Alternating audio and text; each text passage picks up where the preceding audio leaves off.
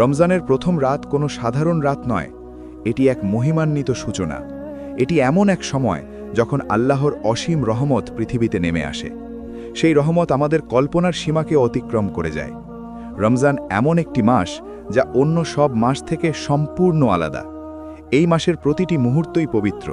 এ সময় আত্মা প্রশান্তি অনুভব করে, হৃদয় নরম হয়ে যায় এবং অগণিত বরকতের দরজা আমাদের জন্য খুলে দেওয়া হয়। কিন্তু আমরা কি সত্যিই উপলব্ধি করি রমজানের প্রথম রাতে কি ঘটে? এই রাতই পুরো মাসের পরিবেশ নির্ধারণ করে দেয়। এই মাসে আল্লাহ তাআলা তার অসীম দয়ায় আমাদের ভাগ্যের গতি বদলে দেওয়ার সুযোগ দেন, আমাদের জন্য অগণিত কল্যাণের পথ খুলে দেন। এই মাস আমাদের অন্তরে নতুন আশার আলো জ্বালায়, আত্মাকে পরিশুদ্ধ করে এবং ঈমানকে আরও মজবুত করে তোলে। এই পবিত্র মাসে আল্লাহ তাআলা 3টি বিশেষ কাজ করে থাকেন। প্রথম কাজ হল তিনি জাহান্নামের দরজাগুলো বন্ধ করে দেন।